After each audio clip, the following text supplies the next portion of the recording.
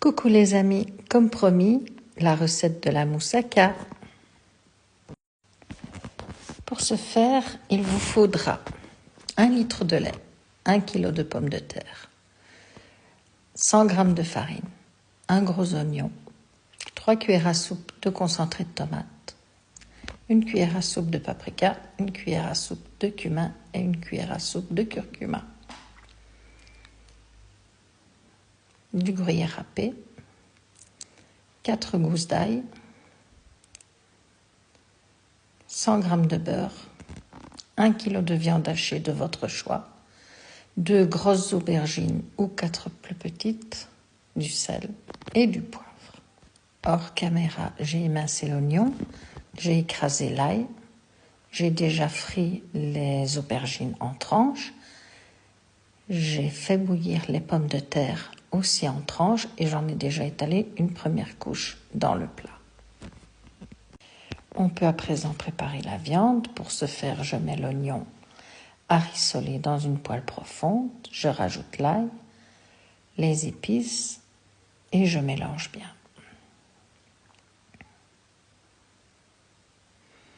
Une fois que c'est bien mélangé, je peux rajouter la viande et on continue à mélanger.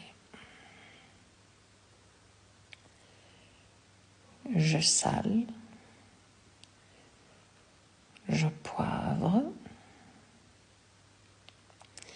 et une fois que tout est bien mélangé et rissolé, je peux rajouter le concentré de tomate et je laisse encore cuire quelques minutes.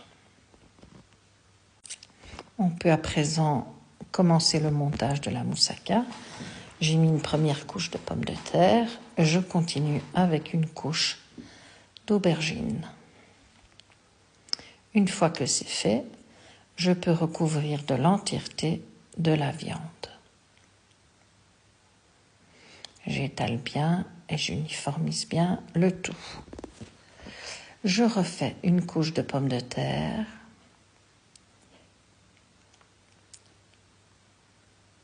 une couche d'aubergine et je peux commencer la sauce béchamel. Pour ce faire, j'ai mis le beurre et la farine dans une casserole. Je mélange bien le tout, j'amalgame bien tout. Une fois que c'est bien amalgamé, je peux commencer à ajouter le lait tout doucement à la spatule pour éviter des grumeaux. Une fois qu'il y aura suffisamment de lait et que la sauce sera plus souple, je pourrai continuer au fouet. Ça m'évitera ainsi de faire des grumeaux. J'ai mis tout le lait, la béchamel s'épaissit bien. Je vais pouvoir saler, poivrer, mettre de la noix de muscade si vous aimez.